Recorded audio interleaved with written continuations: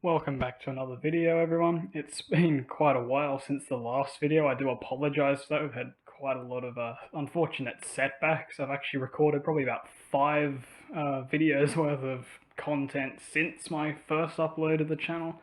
But unfortunately, I've just had setbacks and things that didn't work out, so it wouldn't have really been much point uploading any of them.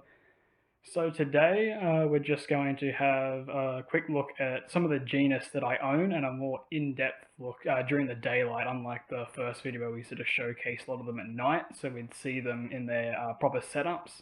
But this time, because I've got them in temporary setups, which we'll all be rehousing all these pretty soon, we'll be able to see them nice and close. We'll get some good zoom up shots, so we'll introduce you to some of my favorite spiders in not only Australia but also the entire world. I look forward to sharing them with you. So let's get straight into it. Now, to start off with, we'll have a look at a somewhat familiar face from my first video, and these are curtain webs. So I don't really have as many curtain webs really of any kind compared to a lot of the other genus that I own, but they are still an excellent and amazing group of spiders and a perfect way to showcase this. So the smallest one that I currently own resides in this little temporary cup. This is a very recent addition. I've only had this little one probably a week or so, a couple of weeks. And this is Sethagus or Sethagus Anetacelite, or just the, I think the Womba curtain web. So unfortunately my camera's only doing it, I think at 1920 by 1080p, so it's not quite the spectacular macro zoom quality I was hoping for just yet, but I do have a macro lens on the way. So this is one of the largest curtain webs we actually have in Australia. However, this is just a juvenile, so you can see her overall head and abdomen size is just probably a little bit longer than maybe the length of my thumbnail. But these grow to probably about 2-inch leg span, so 5 centimeters sort of from this back leg to the front opposite diagonal leg. So it's sort of brown at this point. They will progress to sort of a blacker color as they grow, and they'll make a very dense web. If you remember the Australopithecine ambucas from the first video, that's probably one of the main things you'll remember about them, is just how thick and white the webs are that these curtain webs make. I mean, this is just a tiny little setup, but yeah, she's blanketed half the thing in thick white web. Now this is going to be one of the first ones we rehouse in the next video. I've got about 10 spiders we're going to do, some of the ones that need the most urgent rehouses, and this one will be one of the first up because they do like a fair bit of open space to make a giant bit of web. The next one is a bit more of a familiar face again, and this is a mature male Australopithecine ambuca. So we saw a female catch a cricket in the last, my first video. So this is a mature male, and he is doing very well because he is about 9 or 10 months old post-maturity. So one of the, bit of an interesting fact, I guess, about these types of spiders, which they call primitive spiders, we'll look into that in another video, is that, or really any spiders, that once they mature as a male, so once they reach their final molt, which is when they're ready to breed, they do not live long at all. With these guys, it can be as short as 3 days in the wild. They don't have a very long lifespan, whereas the females can live, I'd be confident to say upwards of 15 years plus. I think the record of any primitive spider was a trapdoor from, it was WA, and that lived to 43 years, I believe. They're a very long-lived group of spiders. So this guy is doing exceptionally well to be 10 months old post-mature molt. So he just looks like your regular black spider that you'd probably see in a lot of books, but probably the most notable thing about curtain webs, apart from their speed, is their incredibly long spinnerets. So these are what you make the silk with, or what they make the silk with, I should say. So they have a combination of different kinds of silk. I think there's a total of 7 different types, but I don't think any spider has all 7. Whatever these guys have, they just love making massive, thick sheets of web. That's what they're best at. And pretty soon we'll be rehousing the big girl that's in this setup. So I gave her a huge big setup for breeding, but instead she just sort of made a tiny little hole and sealed herself off to molt. So we'll rehouse her in more appropriate substrate and maybe get a time lapse of this one making a huge web sheet. That's really one of the funner videos to make on this channel. And then lastly, for the curtain webs, I do have more. This is just sort of a little snapshot of the ones I do have. You won't be able to see this one today because this is a very reclusive one, but this is Pariambolides species coranda. That's how you spell it. It is. I'm not even sure if I'm pronouncing it correctly. I've been doing it that way for so far. So the main difference probably between this one and these two is that these guys are in the family Euagridae, whereas this is, I think, still in Hexathelidae. And unlike the hairy, sort of dark abdomens, these guys have a rather hairless abdomen, and it has really, really cool sort of stripy markings on it. So this one is orange and black. It's got sort of stripes on its abdomen, and it has almost like a triangular sort of dark mask over its eyes. So it's a bit of an interesting appearance that's quite unique, pretty much to this genus. All of them look pretty similar. There's just sort of subtle variations in color and markings, but this one is one that I got from private property near where I used to live. So this one's quite special to me because I actually went out and caught it myself, and we'll try and get a feeding video of her pretty soon. Let's move on to the next. Moving on from the curtain webs, we have the family that I keep the most of. Not all of these lid labels are accurate. We'll need relabeling because they're only temporary. And that is Idiopidae, or Idiopids, and that is armored trapdoor spiders. These would contain some of the most common and probably widely distributed trapdoors in Australia. So this is one that a lot of hobbyists will be familiar with. This name, Euoplis, however, this is actually this is another mislabeled lid. The specimen that resides in this container is called Cryptophorus. So this is a fairly new genus. It wasn't named a particularly great amount of time ago. Now these look very similar to Euoplis. We won't be able to see this one, but don't worry, I've got another Euoplis in here we can have a look at. The main difference, and pretty much the only difference between these guys to quickly ID them, is just the way the lid is formed.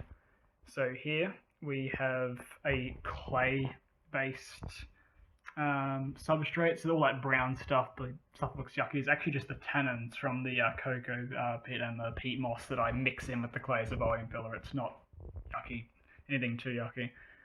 But the main difference, she's actually there to greet us. She even did a bit of a threat strike. She's not too happy with us saying hello. Is that Cryptophorus make their lids out of moss only. And it's this one, I'm not actually sure what it was. It was sold to me as Euoplis, but it's made this really interesting, almost sort of turret thing. So the actual starter burrow was about here, but she's extended that out with clay and made this incredibly smoothed out lid with this big fringe sort of at the bottom here. It reminds me a lot of the species Euoplis terrificus. So initially, that's why I actually labeled this as just CF terrificus, because we never really confirmed it. But it's definitely not. It's a Cryptophorus, just because of the moss on the lid. A real Euoplis, such as the Variabilis in here. Once again, these guys look basically identical to Cryptophorus. In fact, Cryptophorus were actually separated from Euoplis, so they were originally there. Is that, as you can see, they make a thick clay lid. So they use webbing / silk and clay and a bit of moss. So she's actually dragged that patch there from up here. They will do that and they'll mesh that all together and make a really thick sort of lid out of whatever substrate they're in. So in the wild, they would normally be in sort of loam that would set really hard, and so the lid wouldn't be bendy and squishy like that. It'd be quite hard, like, and you'd make a similar sound to that when you tap on it. So that is Euoplis. Now, it's a little bit boring if we just talk about them. I actually have one here to show you. This is a very, very recent addition. This is Euoplis grandis, or CF grandis. This one is one of the few legit ones out there. I think there are a couple that were mislabeled, but this is one of the legitimate grandis. So the thing that you'll immediately notice about most Euoplis is the size. They are very big, and I don't think, I'm looking at this video now, and it does not do justice to how huge this one is. And this is nowhere near the biggest I've seen. So Euoplis, or also called, I think, rather inappropriately named golden trapdoors. They will normally have a red, brown, or vibrant orange, nearly neon orange carapace. So a carapace is this part, which is the head of the spider. That's the abdomen. So a lot of them also have sort of subtle markings or like bands on the abdomen. This one's a little bit, just because my camera quality is set to 1920 by 1080, I can't really zoom and get the high detail, but I'll share some photos on this video that will show a little bit better quality of how you can sort of see those subtle bands. Some of them are more pronounced on other species. And yeah, from the front, or when you're viewing sort of down the hole, if I lock the exposure so it doesn't go too white, you'll notice they kind of have these red and black sort of stripes that kind of run down the legs. And it's very attractive patterning for a spider. And probably the last thing that's quite common knowledge is these spiders' attitude is normally very aggressive or defensive. So I don't want to stir her up deliberately for the sake of it. And no, she has not been and will not be in this cup for very long. We've actually got a big plastic tub it's way bigger than these in the garage just for her in the next video. So make her a clay wall setup, and I'll show you how these guys are housed and maybe get a time lapse of their lid. Next for the idiopods is the genus Cataxia. Or a lot of people will know these as the angriest or most offensive genus in Australia. I would say it's a pretty close match with the Euoplis, but I reckon these guys definitely take the prize of being the most offensive when outside the burrow, that is. So probably the biggest difference between the lids that these guys make, because one of the things I really want to highlight on this channel is just how every trapdoor is not the same. They're not all just box of dirt with a lid. They've all got different little characteristics. So this particular one here, which comes from Hurtwitting Belthorpe, it makes a very similar lid to the Cryptophorus in there. So it uses the moss that I provided, and it makes sort of a bit of a fringe underneath. But they have a very, very thin lid.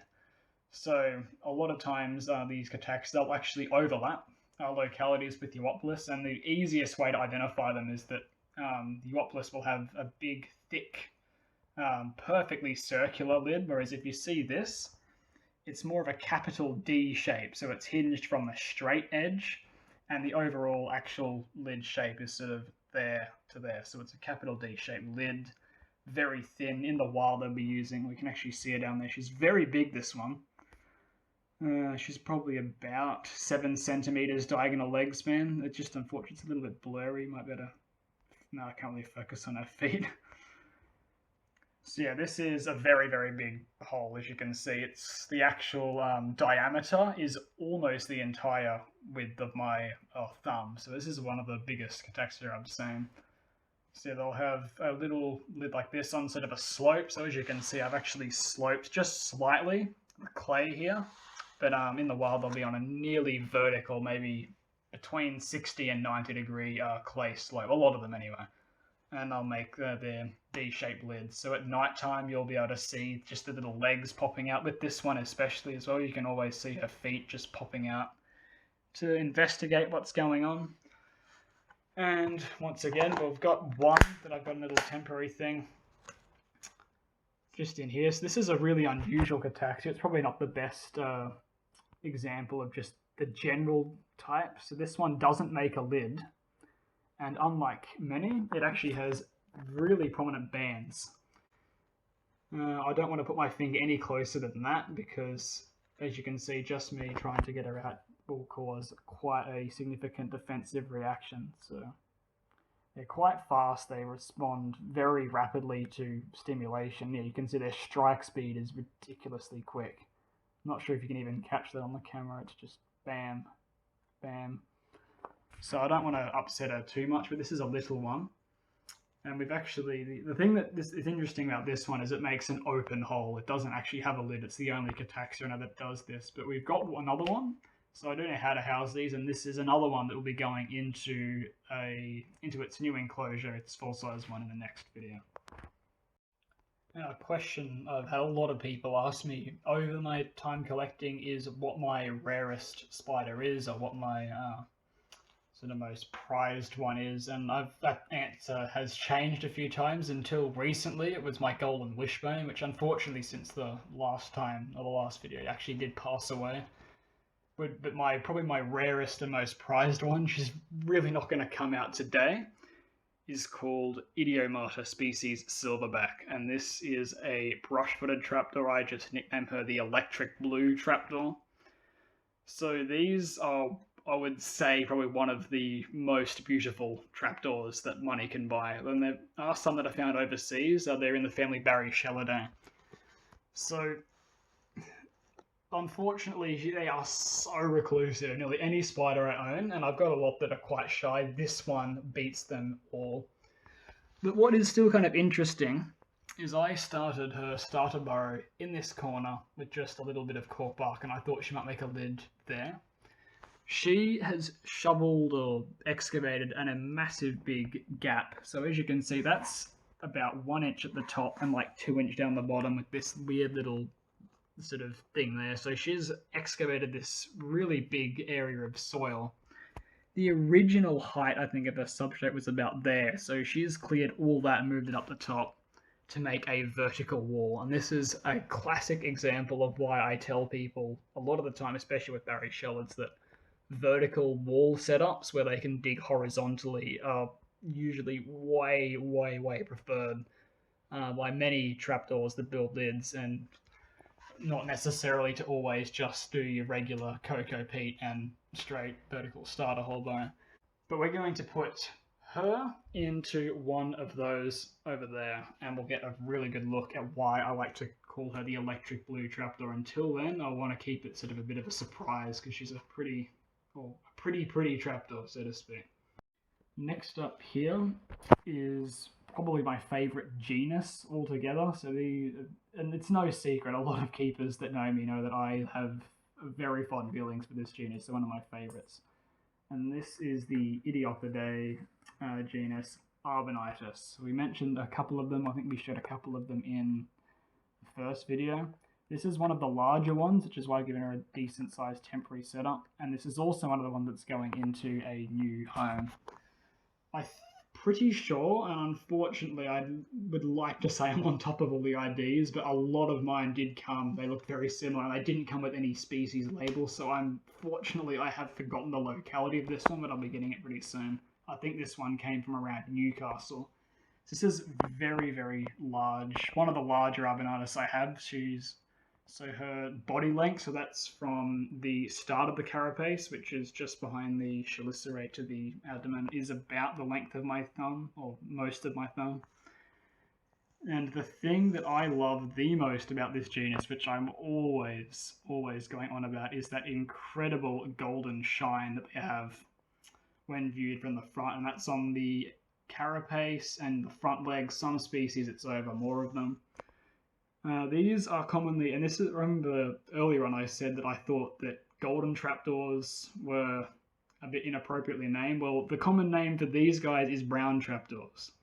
So the Euoplis that are entirely brown are called golden, and the Arbonitis that have an entirely golden head and front legs are called brown trapdoors. So that's an Australian common naming view at its finest.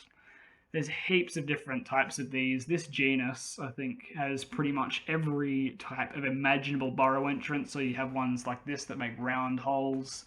There's ones that make regular trapdoors with thick lids. There's ones that make ones with really thin lids. There's ones that have lids that open like a drawbridge where they hinge from the bottom. We've got ones up on my shelf that make vertical tubes that are 30 centimeters high. They do everything. It's the jack of all trades genus. They're an incredible one to own. You'll never a dull moment with them. They're out nearly every night. Crazy good feeding response, and what's not to love about those colours. So that is my favourite genus, and I look forward to showing you many more of why I love them so much in the future. So the next genus that I have a reasonable amount of, and thankfully quite uncommon ones of, because that's always good to have, is the Idiopidae genus Black Estonia. Now these are, nearly everyone I've found has been a very attractive spider. They've got really nice coloration. This one's quite small. They do get a little bit bigger than this, not the biggest trapdoors. So that's sort of my thumb in comparison to this one. I don't think she's an adult. So they've got a lot of them anyway, are sort of this lighter color with sort of yellow, light brown, caramel, sort of reddy orange. They'll have those interesting little combination of both the little spots and the stripes on the abdomen, which I think is always a cool thing to have. If you're going to have a spider that mostly hides, you want it to look kind of cool when you do see it. They do make trapdoors, and unlike Euoplolis and Cataxia, they actually prefer to have an open hole. Also not an open hole, a little hole, but in flat open ground. So they don't like necessarily sheltered rainforest areas where they can go on a vertical embankment, but they'll sort of go out more sort of arid areas, but very common in South Australia, sort of the Mallee region, Flinders Ranges. This one is very, very unique in the way it makes its burrow. I can't even describe it. To be honest, it's best if we just make an enclosure for it next video and we'll show what it looks like, but it's a very interesting species. And of course, one of my favorite things about them is just how relaxed they are. So I don't really handle mine very much, but this is one I'm very comfortable with because all Idiopidae that are so far known have very mild venom. And while you should always test, you should always do a temperament test when handling trapdoors, the one thing that makes these a little bit more suited to handling than tarantulas is they lack the ultra-sensitive scopular pads on their feet, which means they're not stressed out by the touch of human skin like what tarantulas are. Oftentimes, if you put your hand in front of them while they're walking, they'll voluntarily crawl up and curl up in the warmth. So if she's not being aggressive, she's not being defensive, she's not biting, she's just happy to sit there. So that is Black Estonia, and I look forward to showing you many of the unique traits that this genus does with their burrows in the future. Next up, we have Idiosoma. Now these are, as you can see, they get quite defensive when they're unearthed. So these ones I think have got a very distinct appearance. They look a little bit similar to Black Estonia. Some of the smaller species, they look nearly identical, but there's one very key characteristic that you can instantly tell these apart as long as they've got them. So you see those, let me actually get the zoom right, you see those 4 little spots on the abdomen. So there's 2 on each side, if I can get my skewer down. So there's 1, 2, 3, 4. Those, I think I'm pronouncing it right, are called sigilla. So those are chitinous plates or chitinous plates, however you like to pronounce it, on the abdomen that muscle attaches to. That is a trait that is unique to this genus. Another thing to also note is the eye arrangement is very trapezoidal. So from the top view, if you can get a clear shot, you can see that it is a very obvious trapezoidal shape. One thing, I'm not really sure if it's anything too significant, but I really noted with this genus is that it's almost like their chelicerae, or she's got some venom dripping from her fangs. Thankfully, these guys don't have particularly potent venom. The chelicerae, which I should probably mention, as I've mentioned a little bit in these videos, is these. That's the thing. So those are the fangs, those 2 spikes, but the chelicerae, what the fangs attached to. A lot of Idiosoma, it's almost like the chelicerae are locked in place, so they have very minimal control over the movement. Whereas if you see things like funnel webs, they can open them really wide, they can go up and down, but as you can see, even though she's quite defensive, even if I annoy her, the chelicerae barely move, other than maybe a little bit wide. I don't want to upset her too much. They can open slightly sideways, but in general, I find a lot of them have these really locked up chelicerae. I'm not really sure what the reasoning is for that, as I'm not really an arachnologist or scientist, just a successful hobbyist. And once again, this is one of the ones that will be featured in the next rehousing video, and hopefully she'll be behaving a little bit better for her. She's the biggest one I've ever seen. So once again, majority the size of my thumb from Chelicerae to spinnerets. So that was Idiosoma, and let's move on to the next. So now that we're done with the Idiopidae family, we're moving on to some of my Wishbone spiders. That's a common name, just referring to sort of a group of other types of trapdoor spiders. This one here is from Microstigmatidae, I think I'm pronouncing that correctly, and this is a Zamiatus rubifrons male. This is a very new species to the hobby. I think they're probably one of the holy grail species, so to speak. Probably about maybe 18 months ago, you would never see these available, so they're pretty new. And you're about to see why they're so sought after. So he doesn't look too big until I put my thumb there. So this is a brand new mature male. I do have 2 females, but there we go. So that is how big he is compared to my hands. And if you remember the last thing I mentioned about the Idiosoma with those locked up chelicerae, as you can see immediately, this mature male is just defending himself. He's not going to hurt us if we don't mess with them. Immediately, his chelicerae in their standing pose is open wide. I've never seen Idiosoma do that, but yeah, these guys have truly massive fangs and chelicerae. They've got an impressive, I think this guy is a bit over 4 inches in diagonal leg span. And you're not going to be able to pick it up very well on the 1080p video quality, but they have this incredible sparkliness all over them. So they have that jet black base color with those vibrant red chelicerae. That's where the species name rubifrons comes from. Ruby meaning red, frons meaning fronted. So it's red-fronted wishbone spider, or red-jawed bearded wishbone spider. So you might be wondering why they actually called the bearded wishbone spider. I don't want to stir him up too much in case he decides to jump out, but it's not really too visible here. But on the inside of his pedipalp, so the pedipalps are those 2, you can see little red bumps at the end of those 2 arms. Those 2 arms are the pedipalps. That's what they breed with, the mature males. So on the inside face, so that's the face that touches those chelicerae, they have a beard, so to speak, of white hairs, and that actually lets these guys do something called stridulation, which is what some tarantulas do. They make a whistling or hissing noise as a defensive mechanism. So these guys cannot do it very loud. You wouldn't be able to hear it on the video, but they can make sort of a very short burst of sort of a raspy, sort of rattly noise. It's not very loud. So that is Zamiatus rubifrons. We've got 2 breeding pairs actually, so I look forward to breeding those in the future. And I think we'll wrap up this particular video now, and I will put the rest of them in next video because I've still got a couple to go that we'll do a bit of talking about. So I hope you enjoyed this video so far of highlighting just what I keep, and look forward to the next one very soon. Thank you for watching. See ya.